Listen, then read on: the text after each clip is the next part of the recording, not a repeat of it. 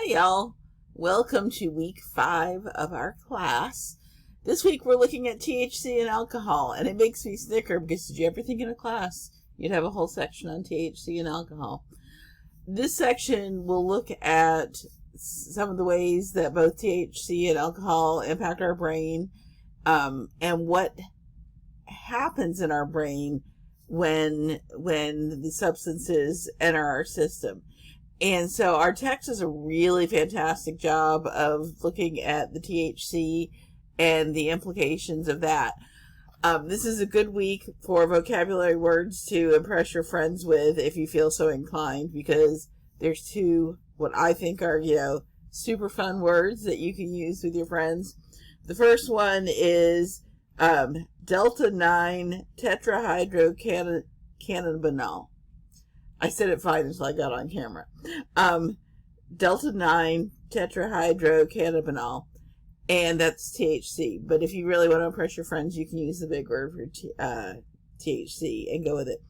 But she does an interesting job of looking at how it adheres to some of the receptors of the brain and why it does what it does, why it makes things like Rice-A-Roni super appealing and awesome, but then also the effects it has when somebody's kind of detoxing from it. I used to work with teenagers, and a lot of them just hated the world. Not necessarily hated the world, just didn't really, because that's actually having an emotion, just were apathetic. And you would find that they had decided to come off of marijuana cold turkey, and that's one of the things it does to your brain, because if you're smoking it regularly or taking part in it regularly, it makes everything more intense. But unfortunately, when you come off of it, your brain has kind of already found that other side, and so then nothing is exciting.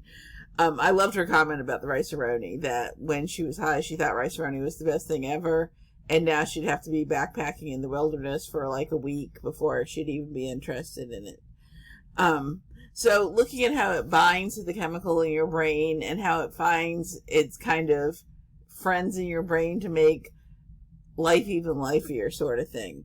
And so I am fascinated by the research that they did for that and how they actually used radioactive THC molecules in rats to figure out what it was doing in the brain.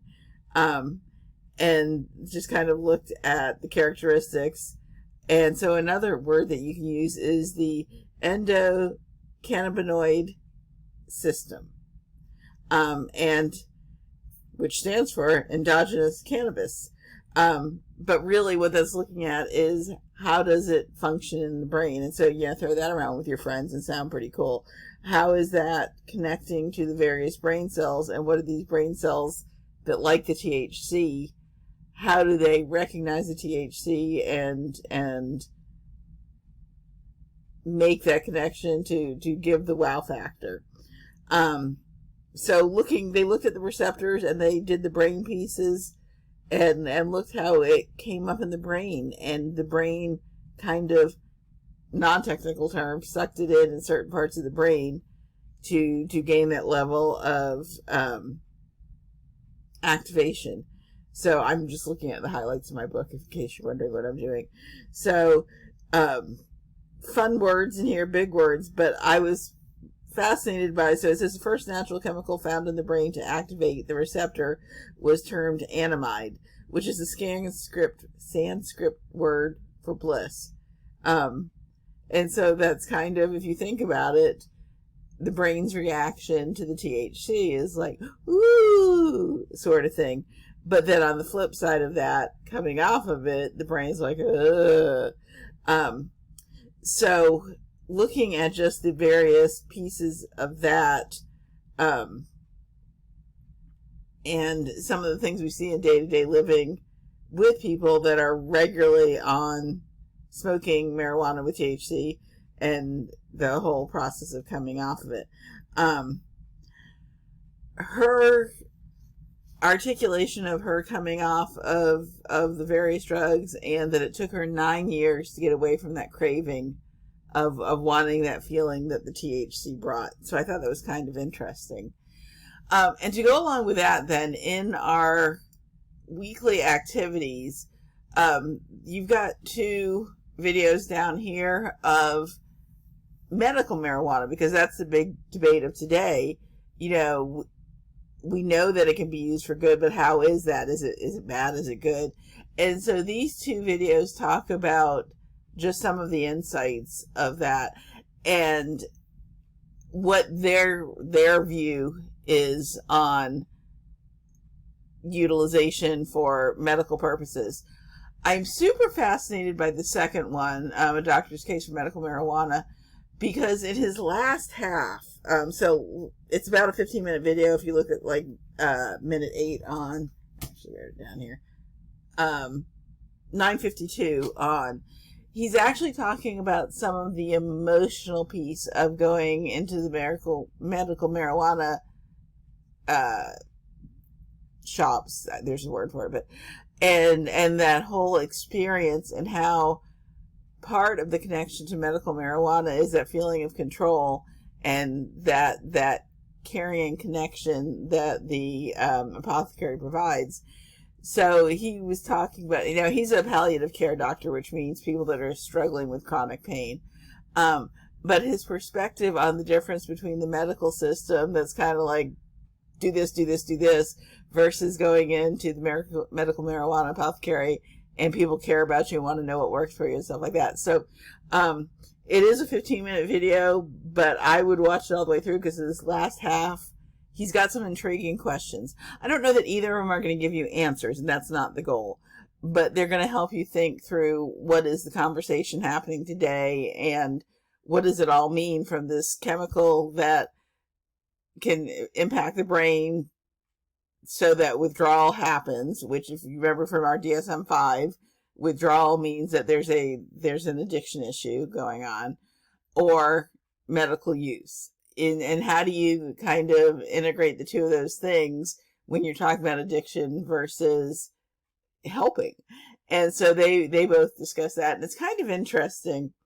I say everything's interesting, I know. But just perspective. Now, keep in mind, both of these videos are a little bit old, 7, 8 years old on both of them. So there's still more information coming out. And so, but looking at how do you find that balance with something that, yes, is addictive, but yes, seems to have some medical benefits for people in chronic pain or with terminal illness. So then the other chapter that we're using of hers is on alcohol, and her conversation on how it's the socially acceptable addiction, and what does that mean for somebody that's trying to get sober. And she used an interesting example on when she finished her PhD and she defended her doctoral dissertation.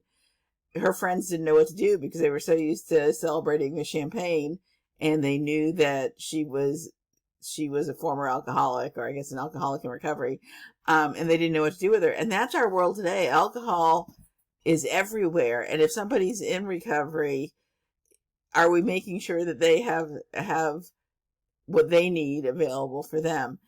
So her chapter looks at not only the effects and impact of alcohol and what it does to the brain, but also what society is doing for alcohol. And even though we're growing in our awareness, and we're growing in our understanding of how to support people in recovery, we still aren't, sort of thing.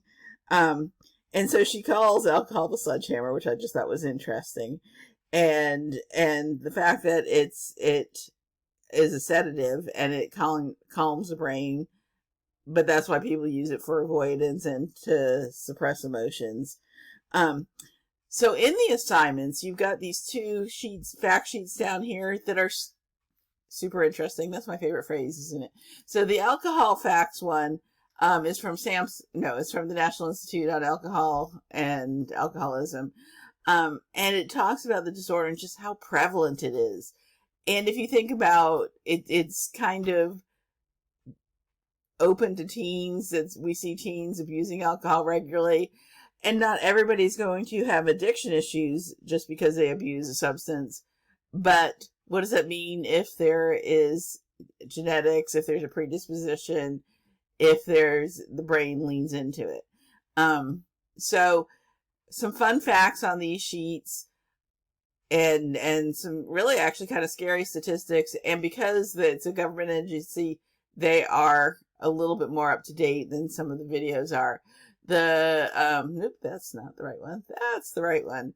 SAMHSA did the marijuana risk, and so it's going to give you some great information on the prevalence of marijuana and some links that we know happen. And so marijuana is linked to use in depression and anxiety and suicide planning. And if you think about that, people are looking for something to take away the pain in all of these. And because marijuana is going to help focus on the more pleasurable things and make more pleasurable, it seems like a tool. The unfortunate thing is when you stop, all these still exist. And so it's dealing with the actual issues that's going to be what helps work through the issues.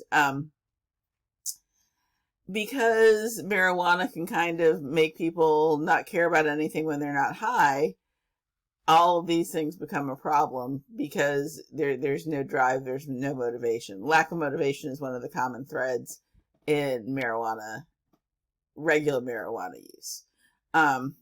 So this has some interesting links in it that I would recommend going through. One of your assignments for this week is to do your own research, and you can use some of these facts to do it. It has to be something that's not in the text and that we've not discussed, but you can look at a lot of these and have some great discussion points. So back to the week at hand. So this week you're going to have this introduction video that you're going to watch. And then this video talks a lot about being a functional drunk and then realizing the problem with that and the steps that 3 people took. It's kind of like real life stories to find their way and to get connected. And they all happen to be now in the mental health world, helping other addicts and substance abusers. So it's cool. This one is a college promotion where they talk about what is a standard drink and why sometimes people are drinking too much when they think they only had 2 drinks. And then these are the 2 medical marijuana ones. So that's the stuff to watch. And then in our week, you're going to do research on your own, and then it's a discussion board.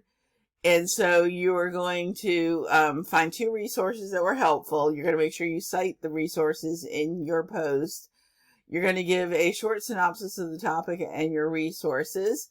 Should be at least 2 paragraphs and provide a good overview with both links. And then after you've done all that, you're going to find somebody else's post that you like, and you're going to comment with them just about some of your thoughts on it and how you might use that information. So if that doesn't make sense, feel free to email me. So reading chapters 3 and 5 in the text, watching the videos and reading the articles, and then doing the discussion board. So that's it for this week. Hope that all makes sense. If it doesn't, please feel free to email me, and have a fantastic week.